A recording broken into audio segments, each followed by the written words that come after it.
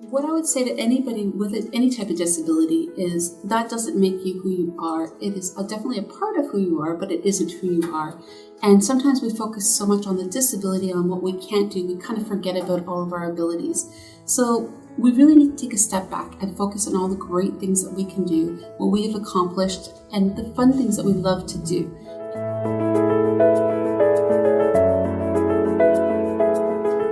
My name is Melanie Taddeo, and I was born and raised in Mississauga, and everything I had done in my life was to be a teacher. My dream was a teacher.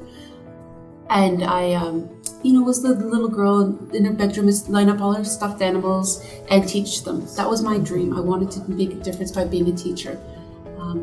I studied visual art in university, and in my 4th year, I suffered a massive stroke that left me completely paralyzed and legally blind. I was in a coma for 2 weeks, and my family was told to plan my funeral. My family said, "You don't know our daughter, she's stubborn." I like to say determined because it sounds so much nicer. And they're right, I guess I am stubborn, but I woke up with coma and I couldn't see anything and I couldn't move. So I had to learn how to do everything over from scratch. I had to learn to walk, learn to dress myself, learn to feed myself, and basically learn to do everything a child needs to do all over again. So obviously at 21, your life changes drastically.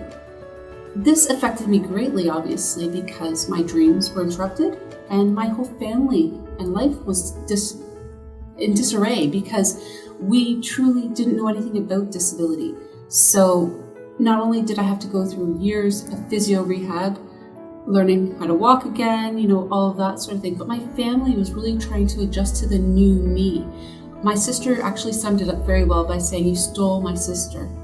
And, sometimes she was younger, so that was her way of communicating it, but I became a completely different person. I was very driven still, but I didn't know what I was doing. I had stroke brain, as I call it. You don't really have rational thoughts when you have a stroke. That part of the brain is affected. So I thought I could still do everything, but in fact, I couldn't do a lot. But that took time, and once I recovered from it and got my independence back, I was able to attend a program through the Canadian National Institute for the Blind to live my life as being blind. And they changed my life. I got my independence back, and I thought, you know what? I still want to be a teacher. So I applied to Teachers College. And my interview went something like this: how are you going to do that with your disability? And how are you going to do that with your disability? And I finally said to them, I thought this interview was about my abilities and not my disability. And they're like, oh. So I did get accepted, and I am the first legally blind teacher to graduate in Ontario.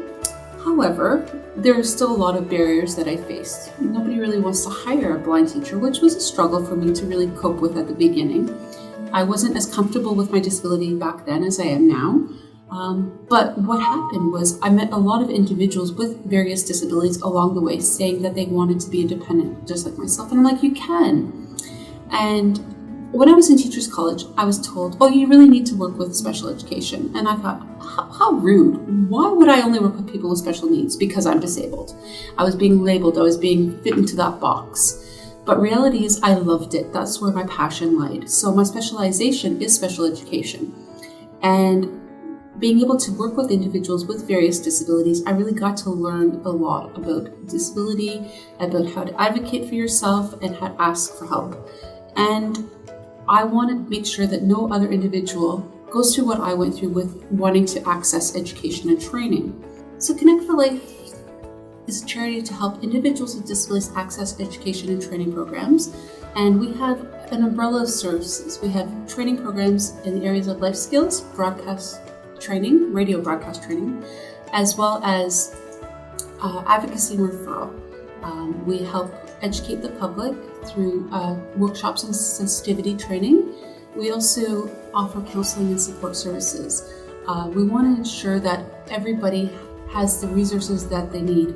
My family really struggled finding what was available to them in the community, and that's one thing, nobody offers resources, and I want Connect for Life to be a hub of resources to help individuals with disabilities and their caregivers the information that they're looking for. Perhaps Connect for Life might not be offering a program that they need, but we'll be able to help you find that program that you need. The things that we do on a regular basis are abilities, but we don't look at them as such because we're just doing it just to be.